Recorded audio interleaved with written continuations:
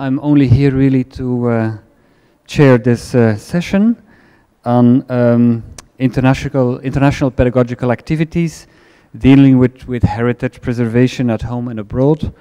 3 speakers have been selected, and I'm very happy and honored to introduce them to you.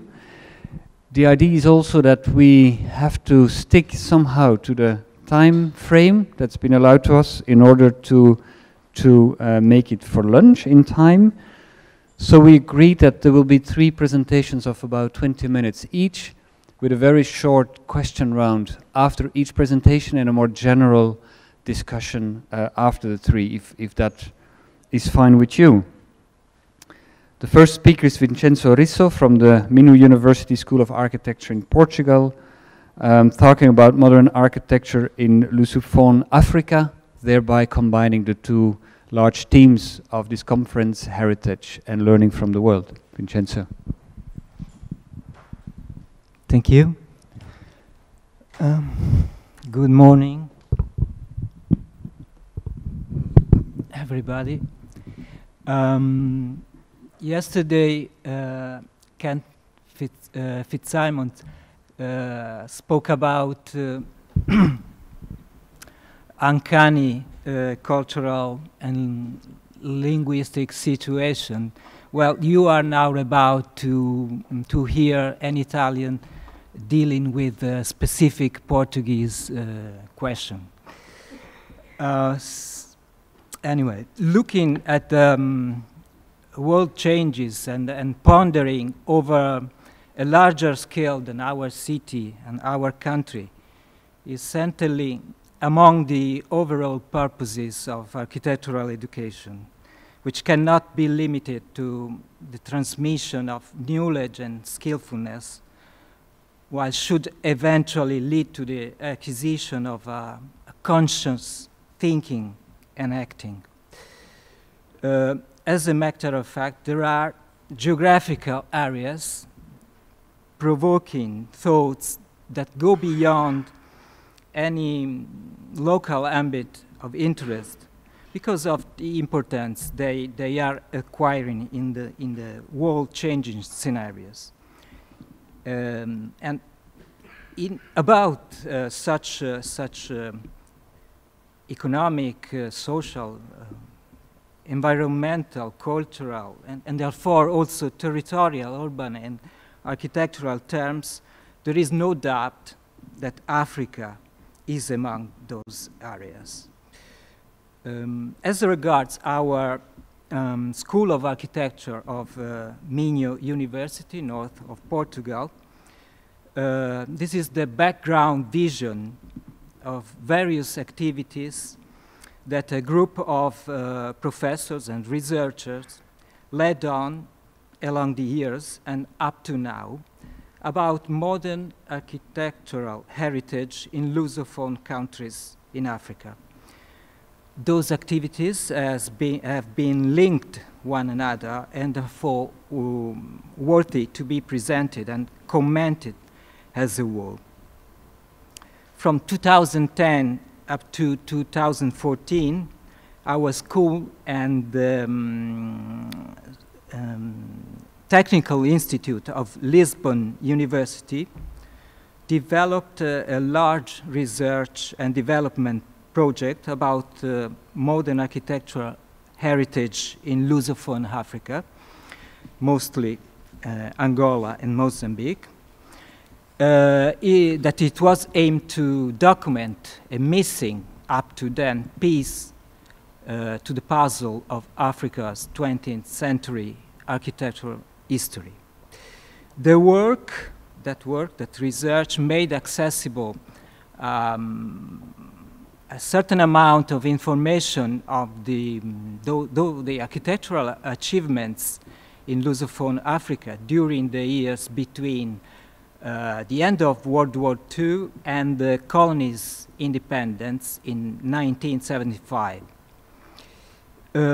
Beyond this result, the research was the occasion to begin an extended framework which allowed us to carry out conferences, didactic exchanges, scholar grants, and thematic master and PhD theses.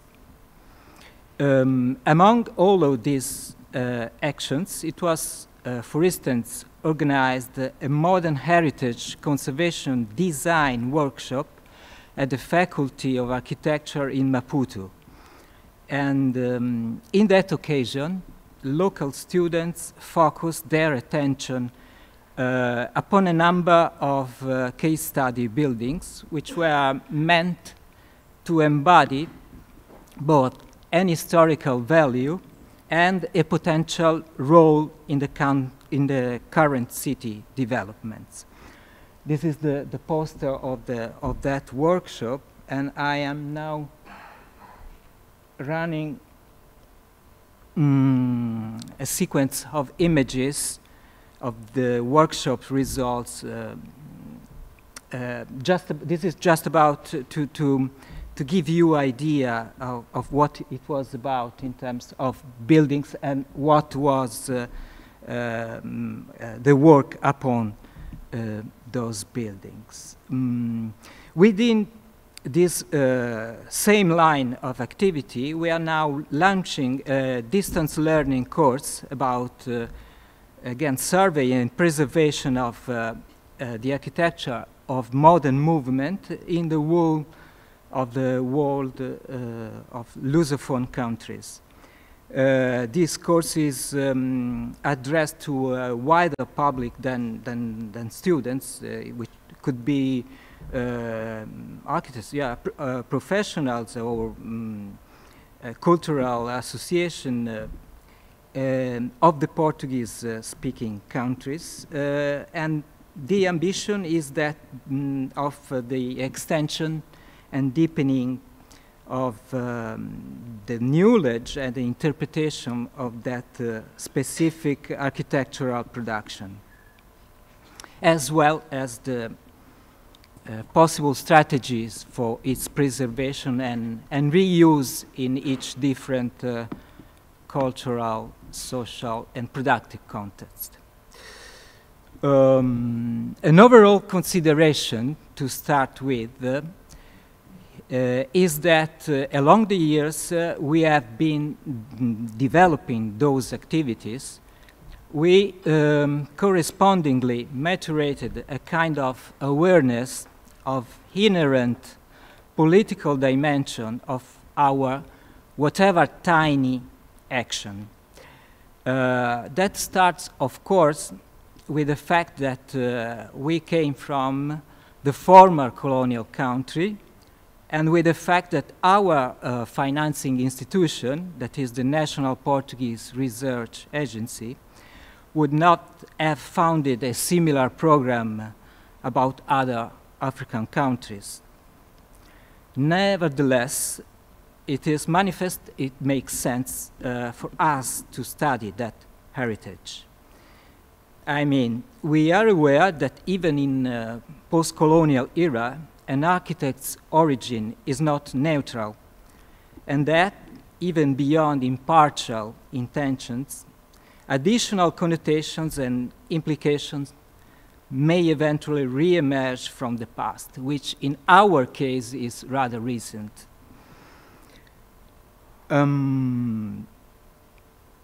Anyhow, we consider it's not precluded the idea that architectural education and research could be a good means to experiment correspondences that could possibly be driven by both sides of interest.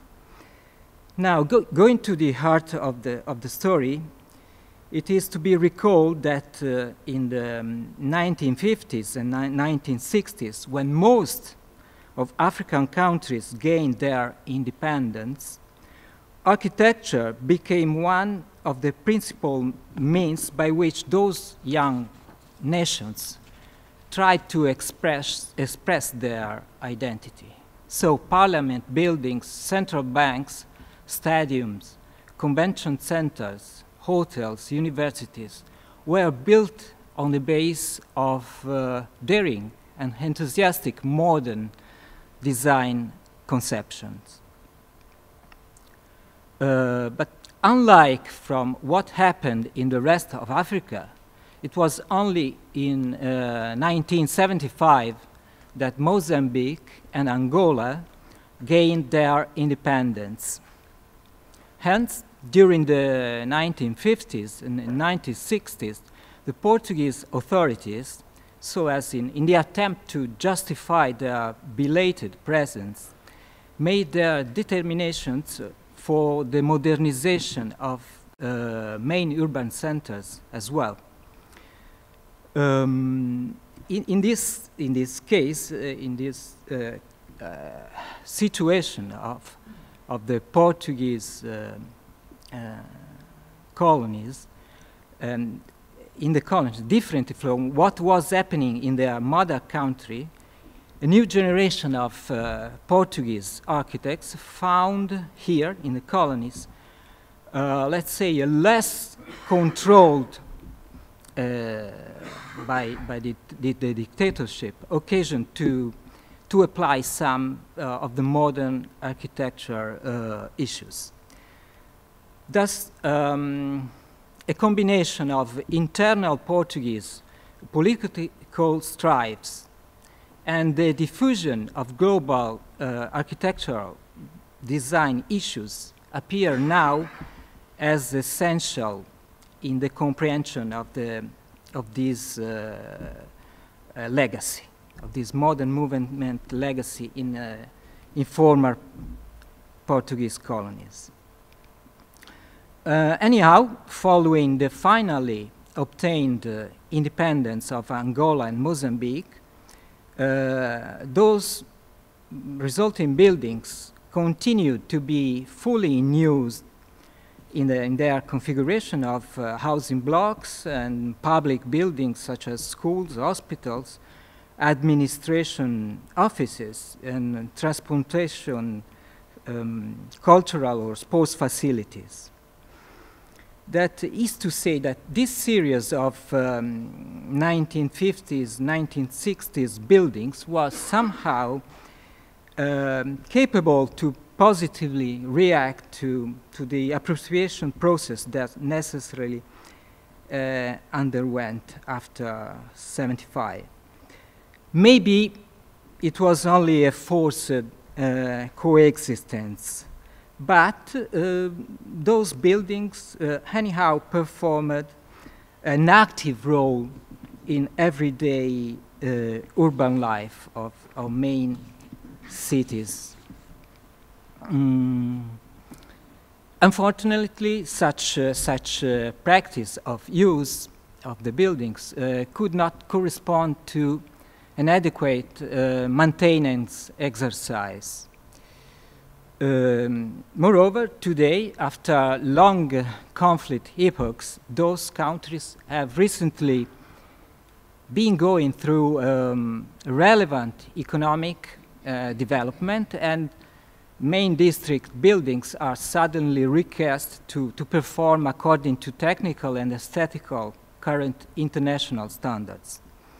So this finally places such modernist built heritage in severe risk of demolition or transformation beyond possible recognition. And despite the fact that the alternative of reconsidering in the whole its material, social, and cultural value could still constitute a valid contribution to the contemporary organization of several cities in these two mentioned countries.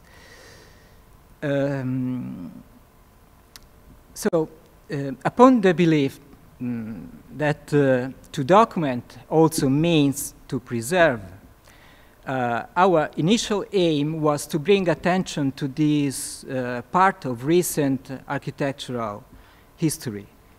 But then we felt as necessary to develop more precise proposals about how to retrofit and reuse those buildings. And the workshop's results here running on the screen correspond to such an initial attempt.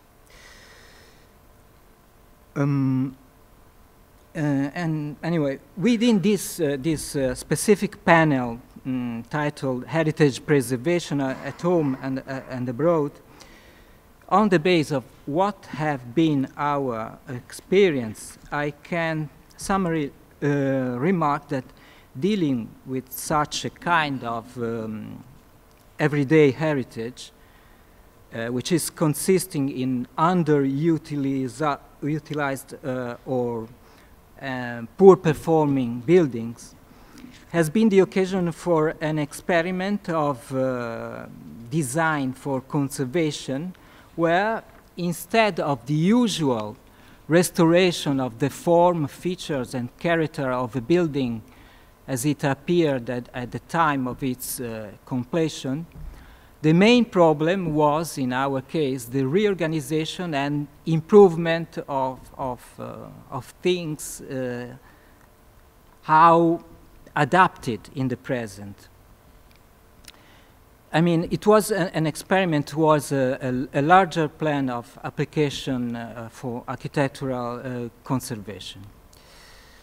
If thinking about big African cities, especially from a non-profit, let's say, architectural point of view, certainly correspond to thinking about cost-effective new buildings or slums upgrading, without detracting any of the importance of those kind of actions. We just tried to test a further possible line of intervention, and it was done jointly with the local colleagues and local students. In conclusion, I want to get back to the general plan of observation of learning with the world. Africa comprises 54 nations, and is simply too large, too complex, and too diverse to generalize. The first school of architecture in sub-Saharan Africa, outside segregationist South Africa, was established in Ghana in 1957. And today, there are still many countries where there aren't any school of architecture. But as we experience in Mozambique, there are as well countries with schools of architecture where teachers and learners are plainly integrated within our global sectoral community. As also observable in the posters downstairs, there are other European schools currently developing exchange programs with African schools, and it is to be hoped that some other ones could be interested as well in the future. In this sense, and so as to achieve a real learning with the world, that is to say, earn a better understanding of our place in the world, as written in this conference brief, it would be important, I think, that we all strive to foster students' mobility agreements in particular, and that we also try to long for a factual equality in numbers of incoming and outgoing students on both sides. The rest may hopefully come. Thank you.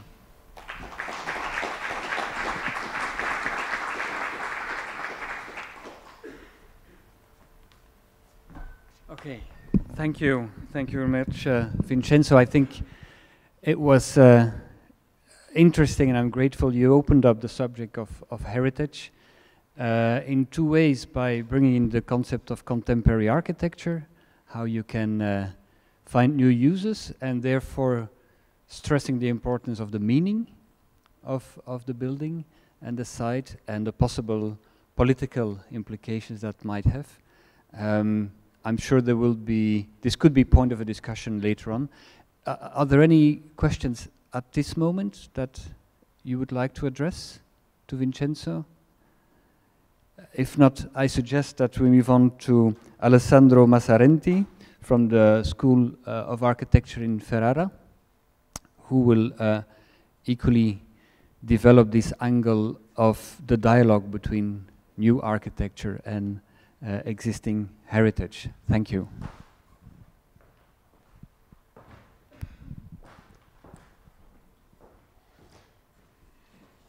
Thank you for the invitation. For me and my school, it's a great honor to participate to this panel session discussing about a research experience that was passing through a pedagogical activity. There was not the first experience that I've done in Cuba, because the first was in 2014, 3 years ago, in a postgraduate course that we have in partnership with Alicante, New Mexico City, and two Italian universities about industrial heritage and hydraulic heritage in Cuba. But that's another story. I'd like to premise to my intervention a part in which I summarize some concept through our research is past. The concept of rehabilitation, regeneration, heritage conservation have not yet acquired an unambiguous definition. They are like moving concepts, which are often mixed, bonded to different contexts, identifying from time to time new possible paths. However, they represent the key concept of contemporary urbanism and architecture, in respect of which in recent years has emerged a clear direction. It moves more and more into a multidisciplinary and interdisciplinary or transdisciplinary field. The emblem of this dynamic is the evolution of the concept of heritage, from tangible to intangible, from monuments to cultural landscape. The concept of historic urban landscape defines an approach in which the natural, the historic and the social elements in the cities concur to form a unique and complex heritage.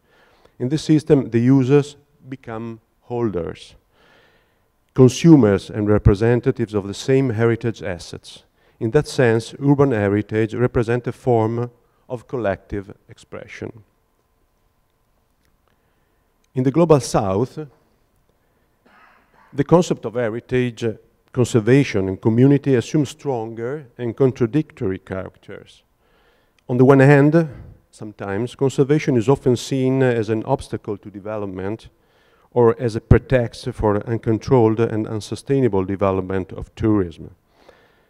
Starting from this assumption, the research, our research, was the objective, had the objective to establish a method that, working simultaneously on two factors, people on the one hand and space on the other, could make the protection of cultural heritage a factor of a community development. The idea of a transdisciplinary research group stems from all the proposers being aware of how the addressed themes require a multiplicity of insights and knowledge. Therefore, our team includes, along with architects, also research and professor in education, anthropology, sociology, and law, in particular international comparative law.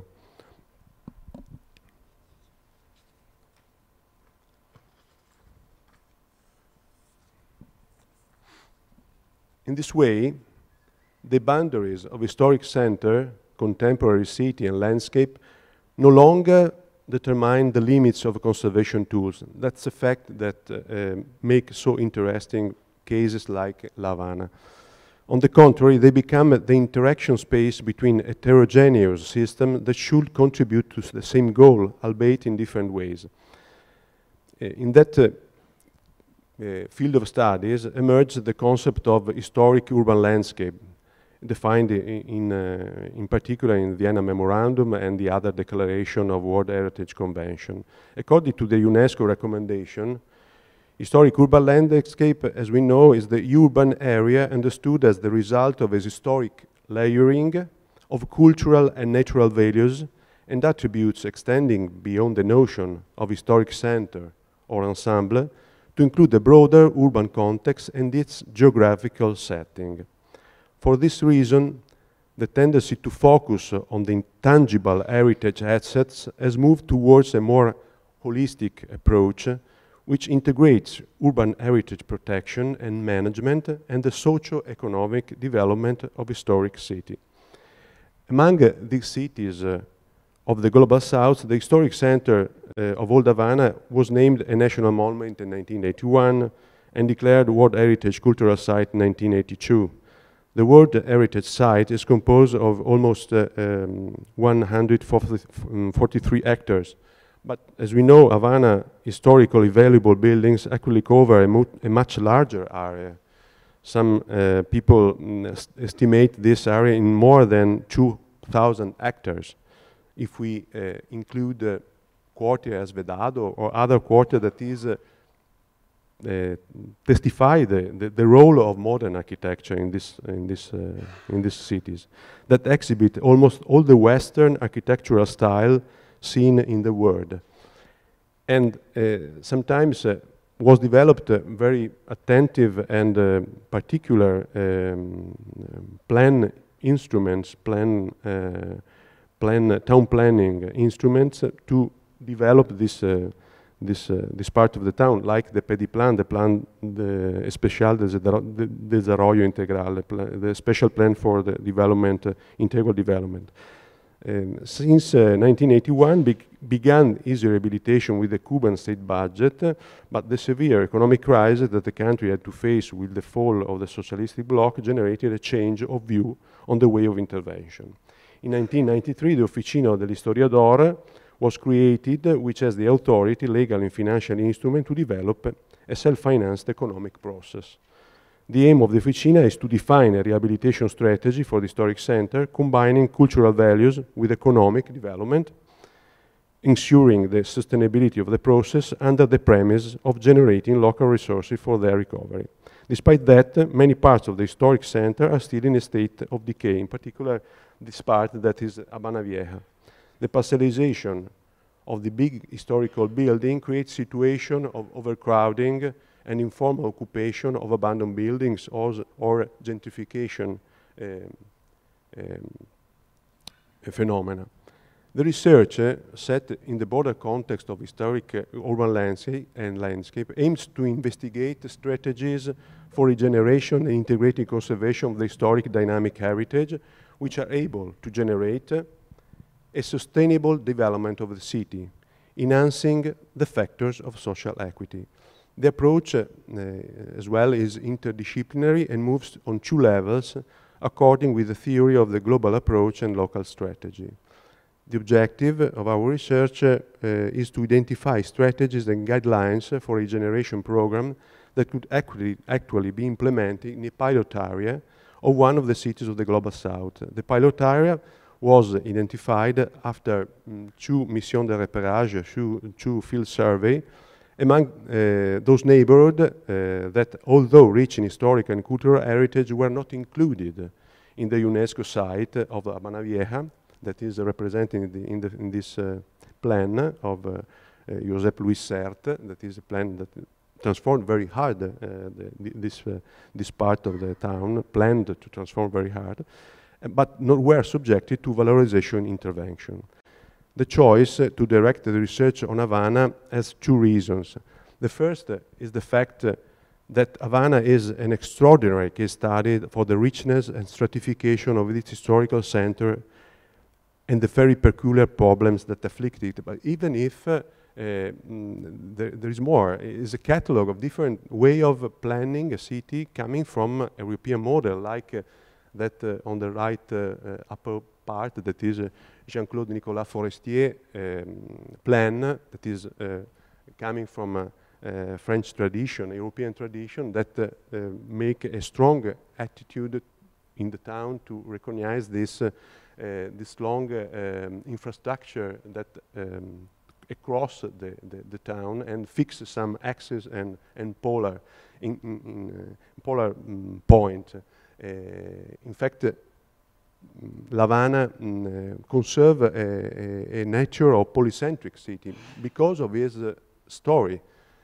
And another main important plan, that is one of Joseph Louis Sert of 1959, that is an interpretation in a modern key, in a very orthodox modern key of this system of green infrastructure that is one of the characteristic of La Habana even today. The second reason to direct research on Havana is the need to define a local and identitarian project that is, in that case, crucial, because even today, many of the redevelopment projects that are being implemented are conformed to Western and European model.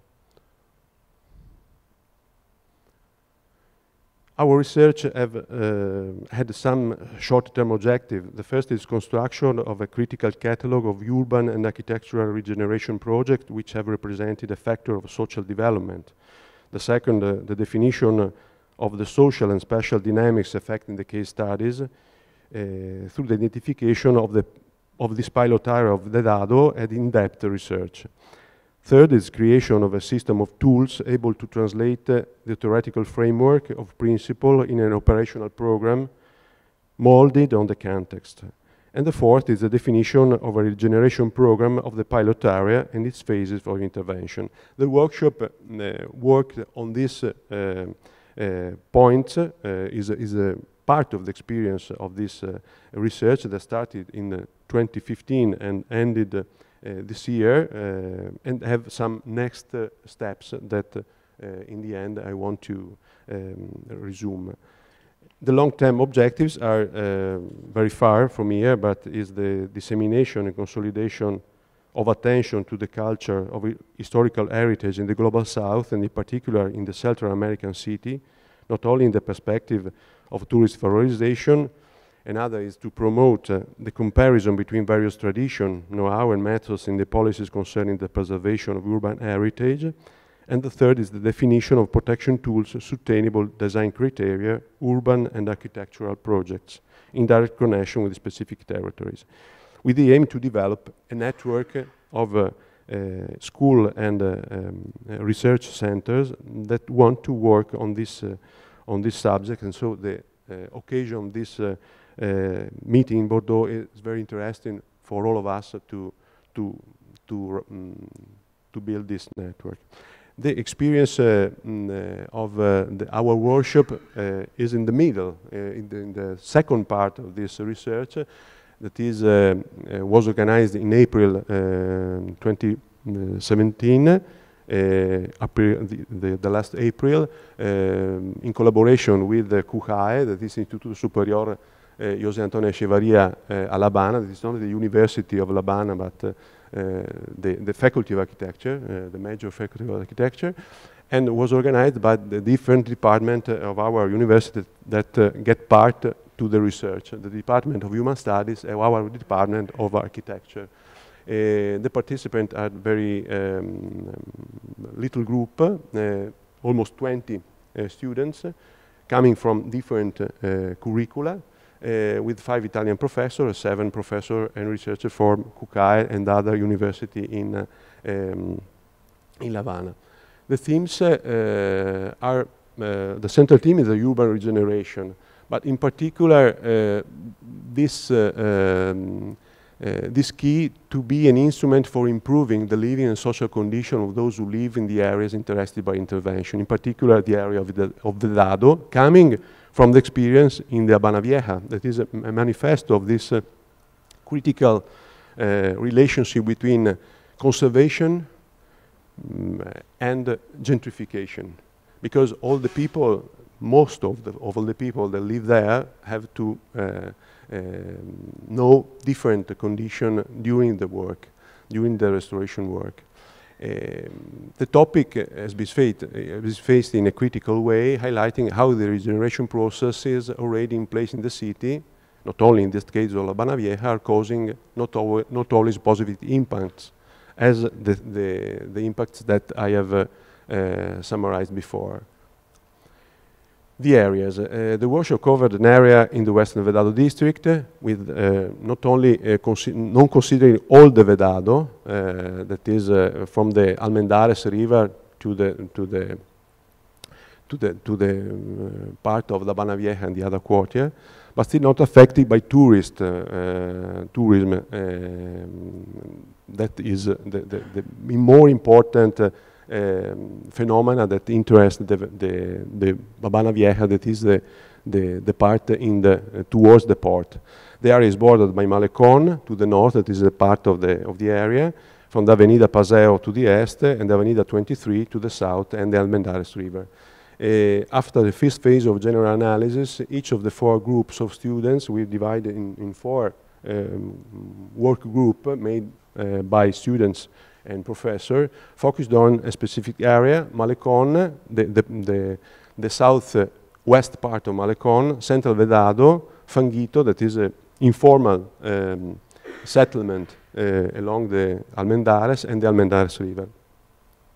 Malecon, as you know, is an urban highway that was deep studied by different research groups in the part that is Malecon Tradicional, that is Malecon near the Havana Vieja, but it's not only an urban highway, the main public place of Havana, interested by very important environmental issues related to floods. That is the most important problem.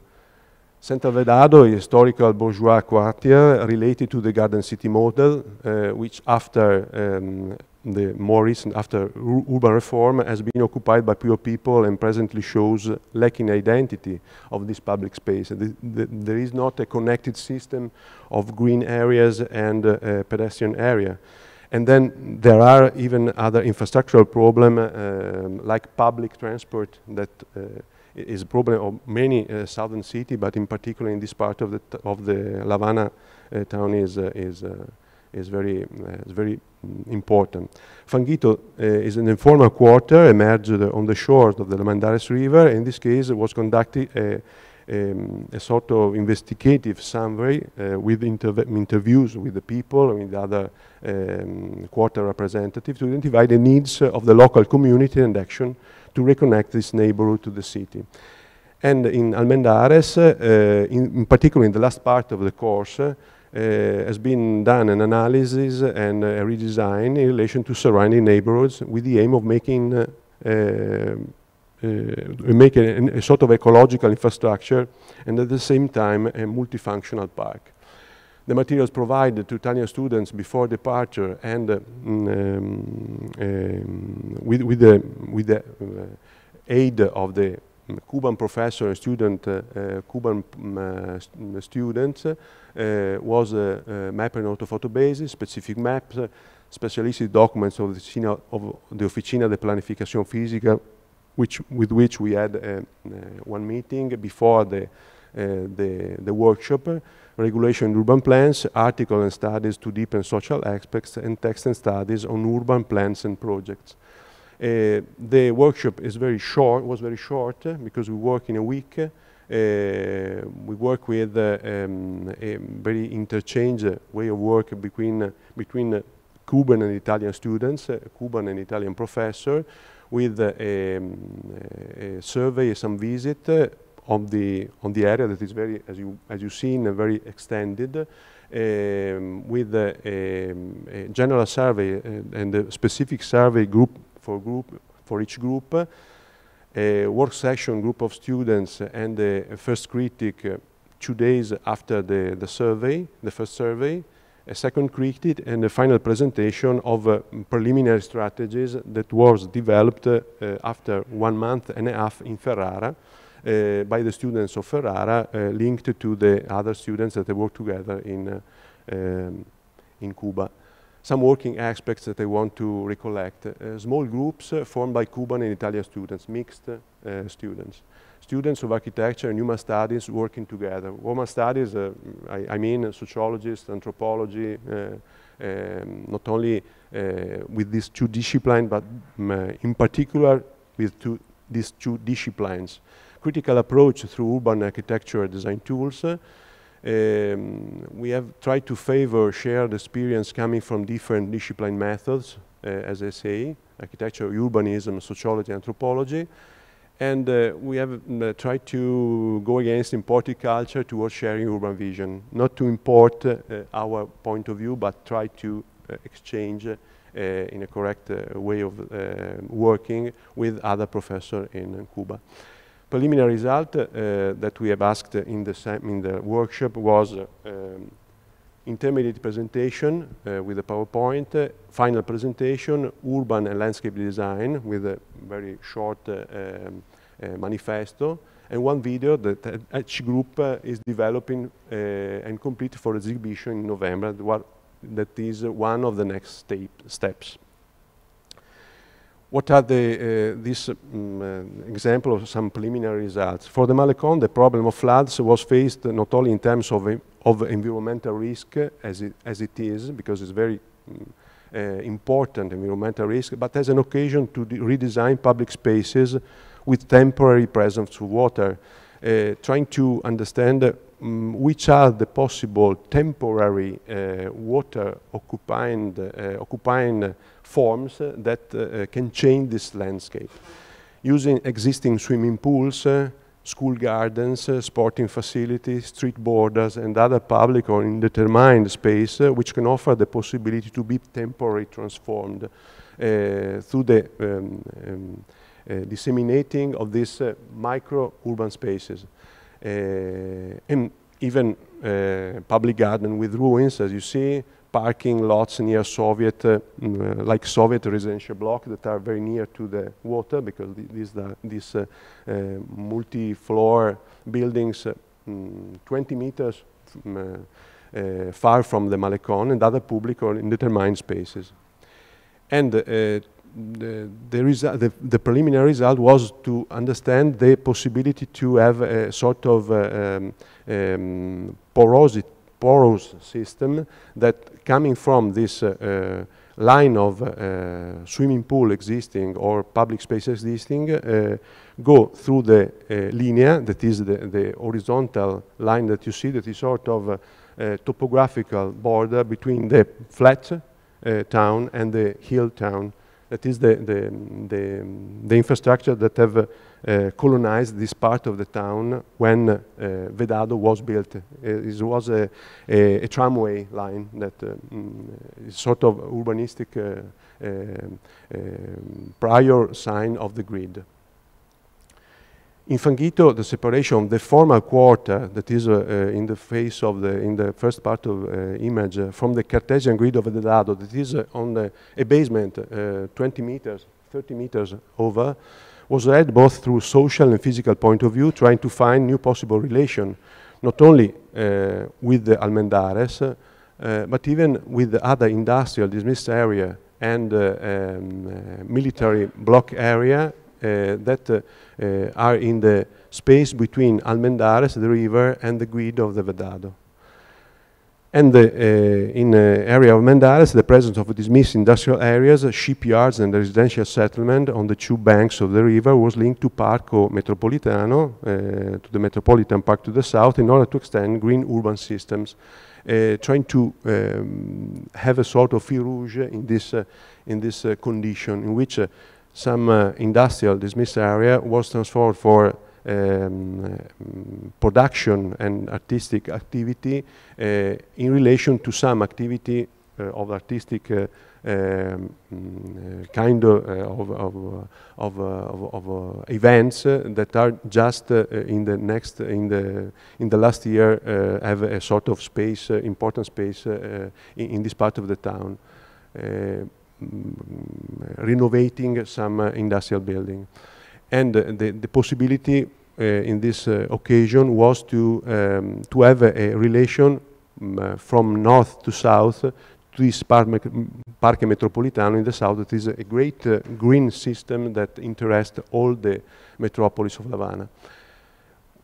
Which are the next steps? The exhibition of research and workshop results in Ferrara was fixed for November 2017. There is in the same moment a closing seminar, international conference that was fixed for 8th of November, in which the research group present the results of the activity and invite, as in the seminar that follow the workshop in May, professor from La Habana. And then there will be a publication of selected papers from the research workshop and seminar in the first months of 2018. This is our group of researchers at the end of and professor and students at the end of the seminar. At last, what can we learn from this experience? Personally, I think that in relation to some words that said this morning Lola Shepherd, that we can think that architecture could be a tool of cultural empowerment. I think that if we can consider heritage as a focus of contemporary architecture, we can intertwine two different words, two concepts. Identity, that is a part of our nature, coming from different worlds, coming from different countries, and diversity from different history, different stories that every faculty, every school, every student, every professor sign with the activity, show with the activity, even in the pedagogical activity, but not only in this pedagogical activity, even in the research activity. And identity and diversity, that could be considered very far words. Instead, I think are very related, because identity is a process, is a sort of construction, as said by Zygmunt Bauman, that was one of the most important sociologists in this century, in the last century. Identity is a sort of construction, a sort of continuous process. And participate to this construction is to not only to discover our identity, but it happened through the confront with this diversity of other schools, of other way of considered architecture and urbanism. Thank you.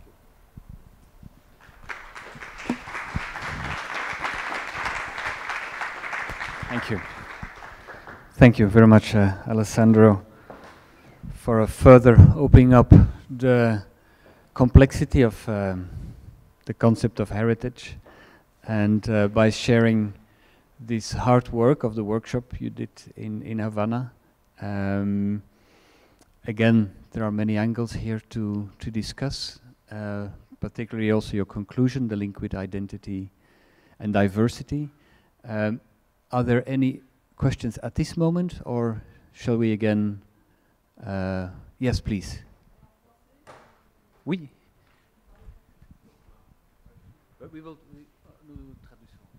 D'accord. Non, moi, je suis allée à Cuba en 2011 et j'ai apprécié l'expérience cubaine de la vieille Havane. Et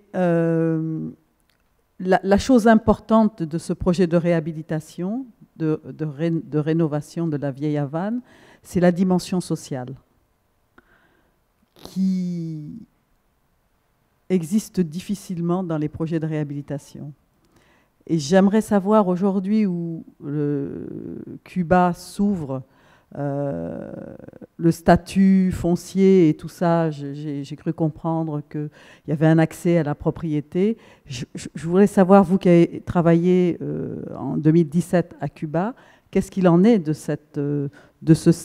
cette force-là, où la population qui habitait les maisons qui ont été réhabilitées et qui n'étaient pas propriétaires et qui venaient de l'intérieur du pays, qu'est-ce qu'il en est aujourd'hui? Est-ce que le fait que Cuba s'ouvre va remettre en question tout ce projet-là qui me semblait être un bon projet et un exemple pour en tout cas pour nous au Sénégal, un exemple intéressant. So if I summarize well, you've been there in 2011 and you very much liked the aspect of the social dimension of the workshop, and the question really is, do you see any change in that as Cuba is opening up itself towards the world? You developed the angle of the gentrification, but are people themselves, their concrete lives and the relationship to the houses, is that improving, or do you see any development there? Yes, it's difficult to summarize all the parts of this research and pedagogical activity in these 20 minutes, but I think that the condition, the relation with the citizens is changing through these activities.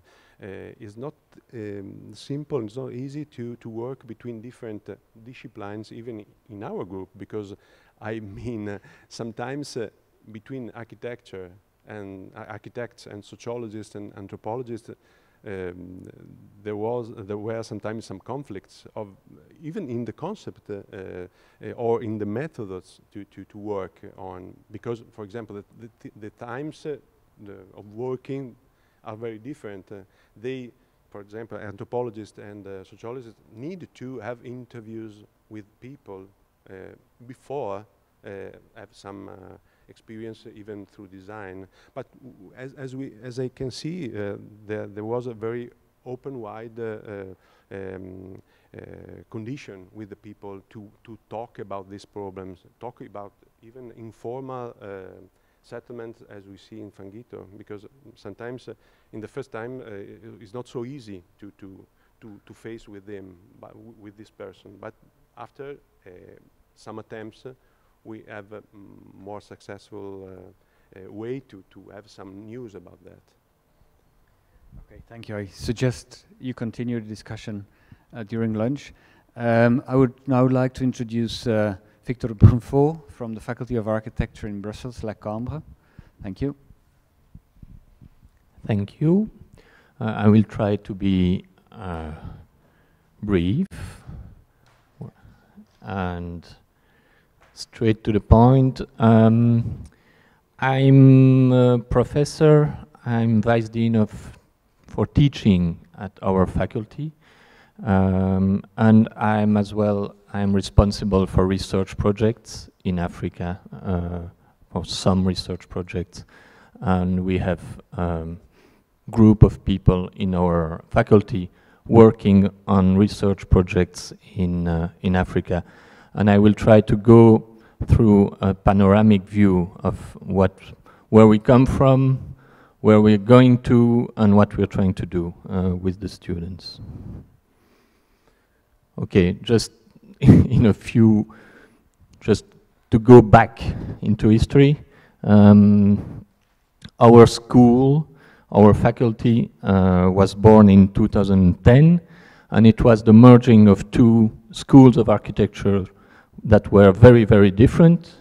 One was founded by Victor Horta, and the other one was founded by Henri van de Velde. And these were two figures of modern architecture in Belgium that were very antagonistic. And the two schools had very different cultures that we had to bring together when it was decided to build up a new faculty of architecture. This is a view of a SIAM Congress in Brussels in 1930, where you have Victor Bourgeois in the middle, and you have lots of famous architects in front of Victor Horta's building, Beaux-Arts, the Beaux-Arts building, and you have Mies van der Rohe, you have Le Corbusier, you have Gropius, you have all these wonderful people in Brussels. And so this is part of our legacy. It is a legacy of being linked to modern architecture and the idea that architecture can change the world. I think that main architecture schools in Europe are built up on that model as well. We have, since 2010, had the opportunity to come up with research projects and with PhD programs. It's been like a real explosion, which is difficult to handle.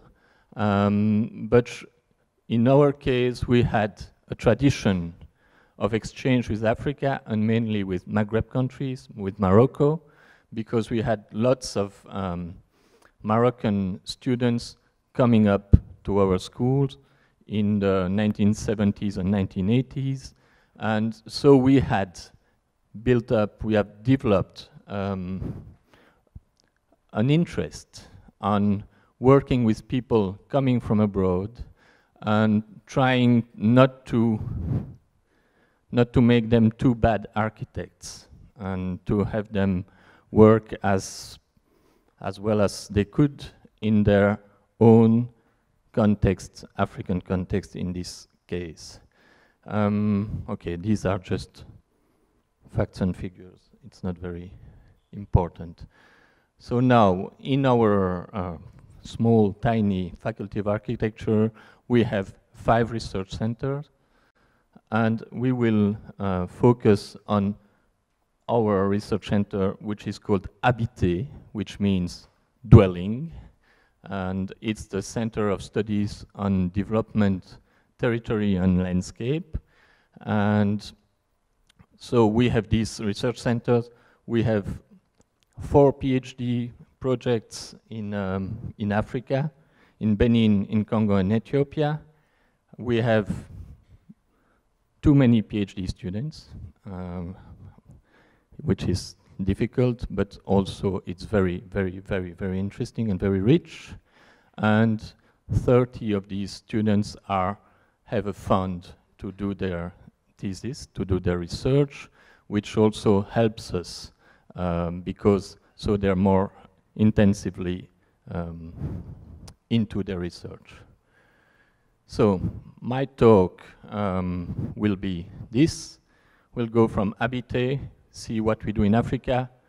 Benin is a country of Africa, so we'll see a little bit what we do in Benin, and then we'll go on to that very specific project of a center of expertise on heritage cities. So Habité, Research Center on Development, Territory and Landscape, mainly it deals with social and societal transformations of territories and cities and landscapes in North and in South, with all the climatic change issues, I mean, everything that you know about. It's mainly multidisciplinary, and I very much liked what Shepard said about indisciplinary, because that's mainly what we try to do, actually, trying to blur up what's the difference between these disciplines.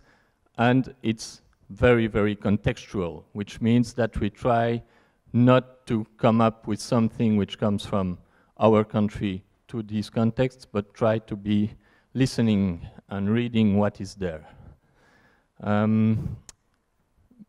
Probably the most interesting feature about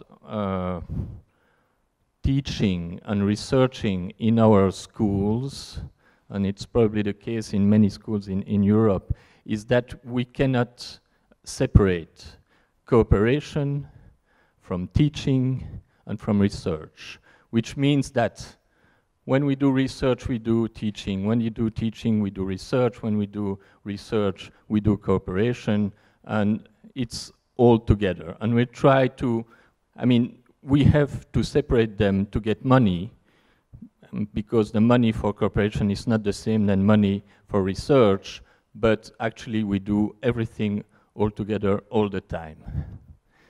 And we work, the pedagogy is is for undergraduate and graduate level students, which is also very interesting because we have very small young students, and mainly what we try to do at our level in a research center and in our teaching is trying to deconstruct what they've been trying to construct before, which means we're trying to say, okay, you're going to be architects, but being an architect doesn't mean that you have to impose what you know and what you do.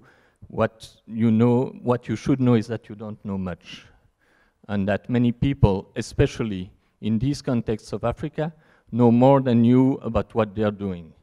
And so what we're going to see is trying to see how we can read what people are doing.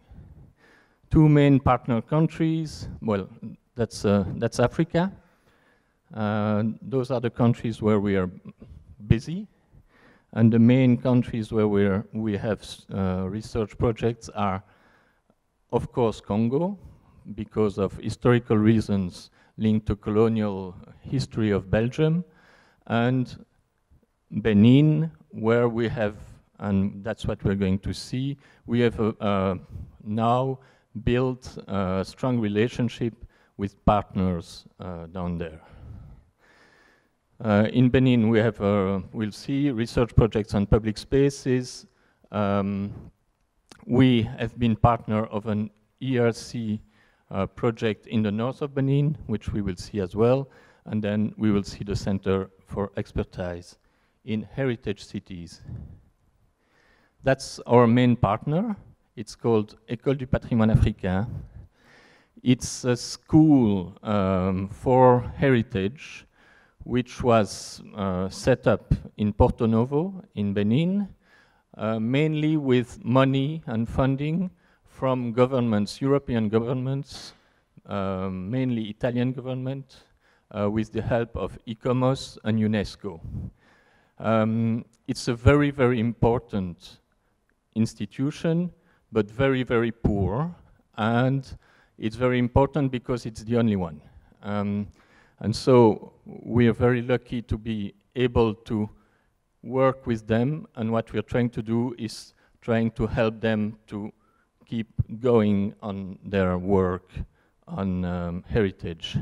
Heritage is seen in material and immaterial ways. Africa, as you know, is most famous for heritage which is not architectural. It's mainly traditions, songs, and music, and museum, and so it's a large part of their activity. It's on that level, but they have a territory department, and we work with the territory department. So, all started back around 2005 with what was called a Culture 2000 project. It's an EU-funded project, and it was a project with Porto Novo and Lubumbashi. So we had people, architects from Lubumbashi and from Benin working together on a project, and the whole thing was about the setting up of Maison du Patrimoine, heritage house, real project of rehabilitation of an heritage house in Old Porto Novo. It was mainly funded by the Grand Lyon. It's a municipality in France. They had money to do it, but they put together all the money around it within the Culture 2000 project, and which enabled other research to come up.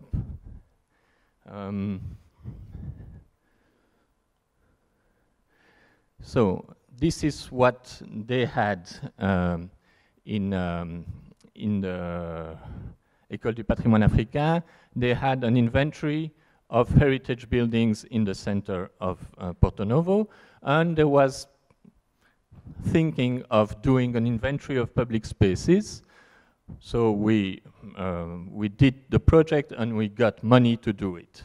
And so we started working on this inventory of public spaces, and it was absolutely amazing, absolutely incredibly interesting. Vaudou spaces, interesting new modern public spaces, all put together in a city. And so there was much thinking and questioning the notion of public space more than actually doing something about that.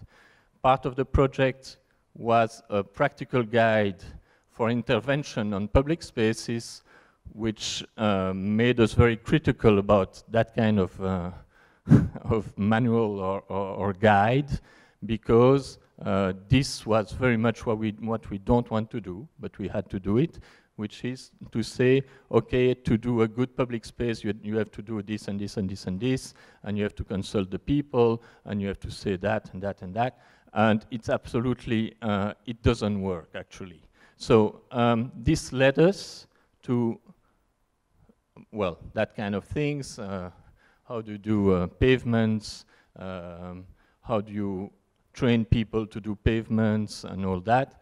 I mean, it's important, of course, that it's important to train technicians, local technicians to do stuff, but in many ways, it's destructive more than constructive, actually.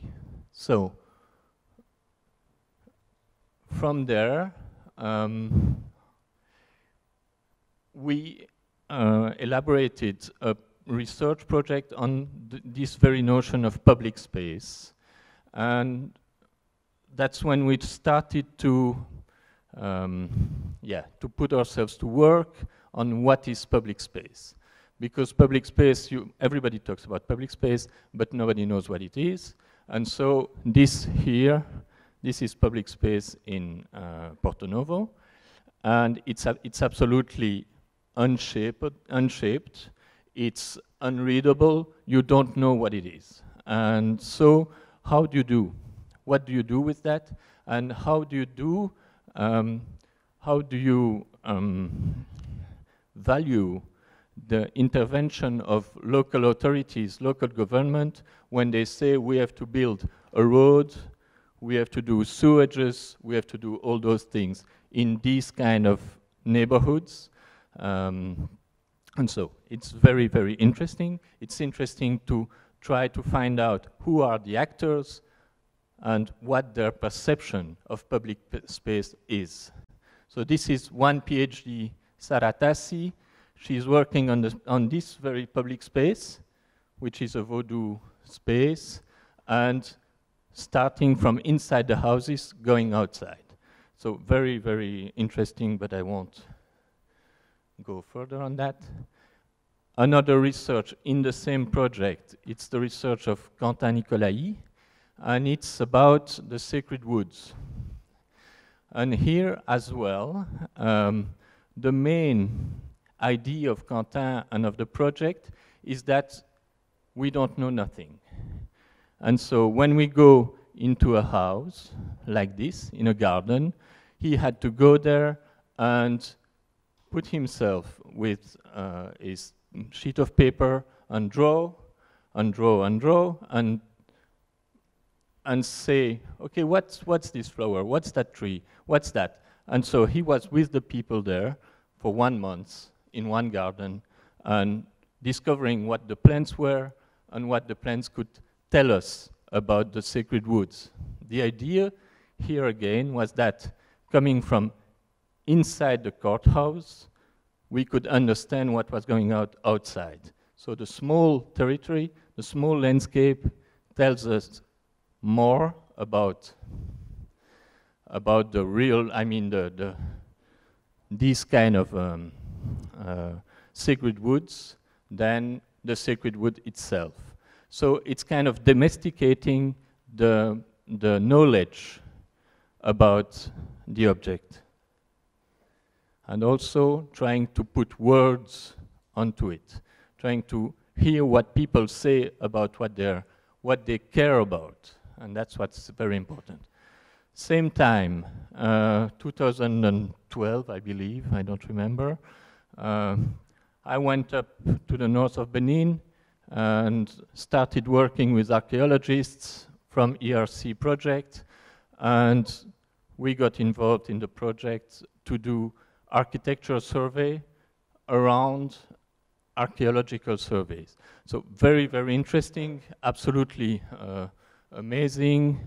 And so we have one PhD student working on that, working on typologies and working on trying to understand how do you build houses, where did it come from, where does the typologies come from, everything. I mean, trying to describe what is there. No project, no composition, no drawing, no design, just designing what's there. Okay, and then in 2016 we started the project for the Center of Expertise in Heritage Cities Management. There is none. There is no expertise, and there is a real brutal need for that. And so we got money to fund 4 PhDs.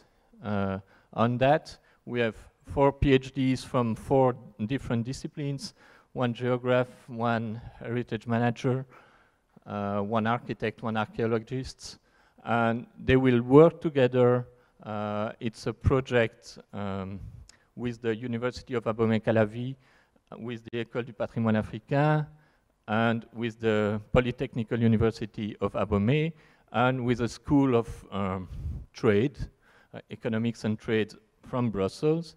And so we are trying to train doctorates, PhD students to do and to manage that center. It's something, it's starting now. It's lots of problem, but it's also lots of hope for something to come up. What else? Okay. So there is equipment, there is books.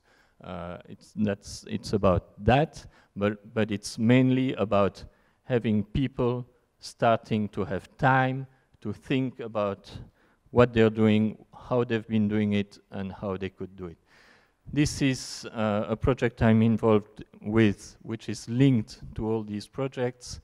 In September 2017, in a few days, we will go to Benin and organize a workshop, a field workshop about the description of an urban open space, a public space of Porto Novo.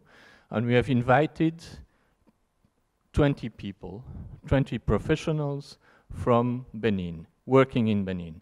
And so we have asked them to come with their tools. And we will have them working together with their tools to describe one public space in Benin. And so we have the archaeologist with his tools, we have the cartographer with his tools, we have I don't know how you say that, the translator, the person who helps anthropologists to get in touch with local people, with his tools and with what he thinks should be done when you do that kind of work. And so we will see what happens. Another output, which is also telling us about that link between students, undergraduate students and graduate students, was the possibility we have, part of these projects, to mount what is called micro-project. It's for students, for undergraduate students, to understand what are the difficulties and challenges of cooperation project. What is it like to do that? And so we had 6 students from Belgium with 6 students from Benin working together on that notion of public space. And so it's very interesting because you get them from the start with their ideas, with their models, together for 2 weeks in Benin, working on projects, undergoing projects on public spaces, and understanding that it's not as easy as it can seem. And that's and it's very much what we can do, and what I think what we should do in our work. This is the last slide. These students, while in Benin, had the opportunity. They were asked by an NGO to build orphanage in the countryside of Benin, and so they had the opportunity to go there for 2 weeks or more on the field, trying to understand what's needed, what are the forms, what are the typologies, what's the materials, etc., etc. And they're now working on it. And so that's the good thing about these contexts and everything. As part of their work, they participated in the Atelier de Cergy, very interesting occasion, manifestation in Porto Novo. Cergy-Pontoise is a municipality of France. They organize atelier in Porto Novo. They've been organizing it for years now, and it's open to professionals of city planning of the South. And there again, we brought the students there so that they could hear what professionals from urban planning, architects from Africa would say about their own cities. And you also have, of course, French architects and French urban planners. And so it's interesting to see the difference between what one says and what the other wants. Thank you.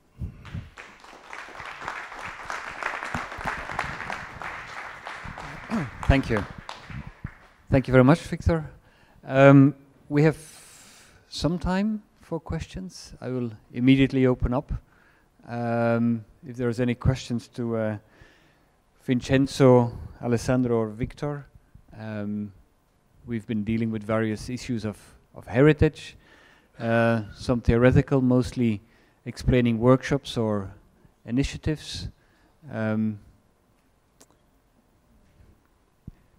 Yes, sir. Merci. Je voudrais donc, je vais parler en français. Français, oui, vous êtes belge. Merci pour ce magnifique travail. J'ai beaucoup apprécié. Je vois que Descartes n'a pas toujours raison, pour vous également. Vous êtes passé de cette société donc scientifique à la société initiatique et vous prenez effectivement une approche très sensible pour arriver à décrypter l'espace. Félicitations, j'ai beaucoup apprécié ce travail-là. Et moi-même, je suis avec l'Ordre des architectes de Côte d'Ivoire, l'initiateur d'une nouvelle école, qui est l'école d'architecture d'Abidjan. Et c'est un peu ma démarche. Et j'aimerais bien, effectivement, ouvrir notre école vers votre école, pour qu'on puisse, effectivement, continuer à en parler. Je vous félicite et je vous remercie beaucoup de ce magnifique travail. Voilà.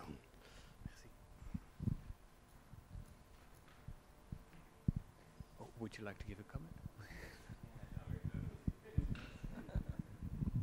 Juste, je fais un peu de digression, c'est que l'exemple de Quentin, je n'ai pas retenu son nom, mais l'exemple de Quentin de la maison dans le bois sacré, ce que j'ai retenu, c'est que si on veut comprendre en Afrique, on ne doit plus dissocier le patrimoine immatériel du patrimoine matériel. Je pense qu'il faut qu'on trouve un nouveau concept, je ne sais pas lequel, parce que sinon on se perd. C'est vraiment des choses qui sont trop associées, et je ne sais pas si c'est l'occasion de le dire ici, mais en tout cas il faut qu'on les laisse ensemble. On a le problème, nous, on en a 1 million de problèmes comme ça. Les paysages, voilà, dans les paysages se glissent les esprits, se glissent, etc., etc. Et voilà, donc on n'a plus le droit d'avoir cette notion très occidentale de patrimoine immatériel à gauche et de patrimoine matériel à droite, ou un en haut et l'autre en bas. Thank you.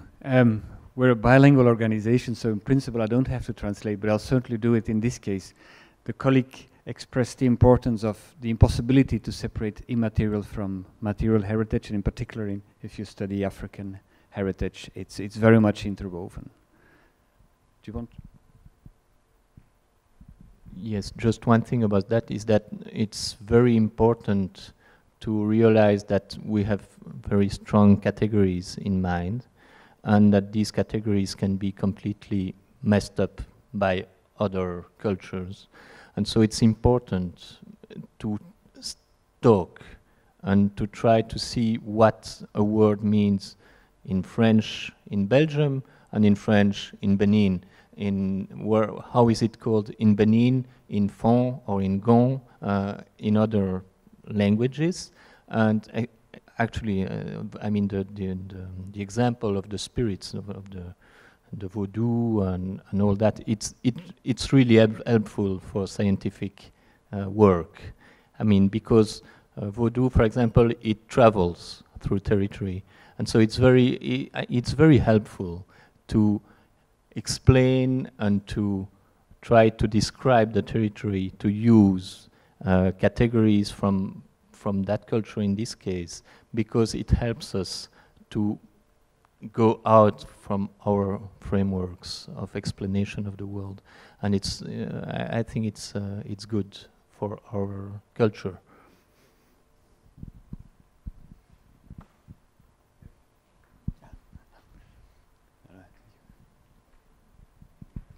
Thank you. Questions to the Portuguese and Italian colleagues about the background of the students doing those workshops, since we know those workshops are always very dense and quick.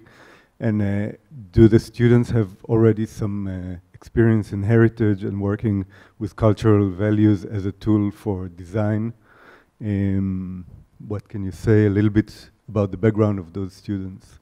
Because we have also this kind of quick workshops where people come to another country and they have to work with the other cultural values. It's connected a little bit also to the story of Belgium. Yes, the experience was coming from some courses that they've done during the curricula, because the students, I missed to tell, the students are coming from the final synthesis studio that prepare to the graduation exam, so the 5th year from Italy, and they work on the final synthesis studio in urban planning and sometime in architecture and design, but had some experience before of restoration and heritage studies during the 3rd and 4th year. For the Cuban is different because as I seen, they coming from 4th and 5th year, but they have not so many occasions to do courses on restoration, on heritage. But the interchange between students was not less interesting because of that different curricula. Probably is a difficulty, but is interesting because we can confront different level of awareness of this problem. Yeah, in our case, we asked to the colleagues from the school of Maputo to select to organize the group of the students which were only from that school. So we organized the workshop with our colleagues, and then they made a kind of selection inside their school to select the students to participate in the workshop. There were students of the 4th and 5th year. And as regards to their experience about heritage, I would say, especially about this kind of heritage, it was a very fast experience. Yeah, yeah. And we thought somehow to start with their design experience and extend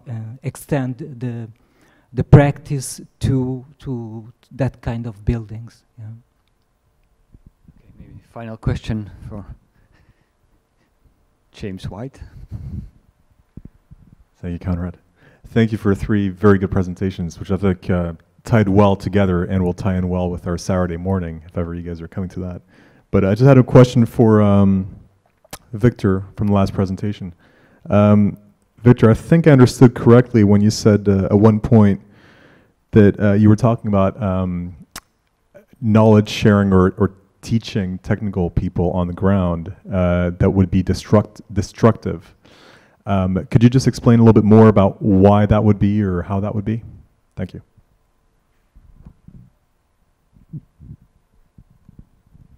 Well, it's about the fact that it's easy to go to a place and to build. It's very easy to just come with solutions and build them. Like, I mean, I will take just the example in Africa of Chinese coming with big infrastructures and building. I mean, it's the extreme example, but it's something which has to be really done with care. Talking about us from universities. If we are in a university, we are not there to build, I think. We're there to teach our students and hopefully our students from elsewhere how to approach the building process. And what I showed in the 2 research projects in Porto Novo and Abomey, the one about the sacred woods, it's about the fact that in Benin, the ideas are not, it's not that they're Africans and Europeans. It's all mixed up. I mean, we Europeans, we think we know and we don't know, and them Africans, they think they know and they don't know. Nobody knows. And so what we have to do is try to say, okay, what do I know, what do you know, and put ourselves together. In the case of the neighborhoods, for example, the people from the municipality, they think they're doing well by putting sewers and building roads with sidewalks. But when you do that, sometimes you neglect voodoo spaces on that road, you destroy it, and then you, when the people come to build it, the community comes out of the houses and they say, no, you can't because there is this. And so in these particular contexts, it's a good lesson actually about how we should do. And we shouldn't do it either, even here in our context, we should be careful about that, about how people care about, they're very much more experts than we think about what is public, what is not, and so, but I think we're actually gaining knowledge about that, about the shared space and that idea of being less touchy, I think, about categories. I think it's important. That's what I wanted to say. Okay, thank you all, particularly the 3 speakers, for a very interesting morning session. Et je vous souhaite bon appétit.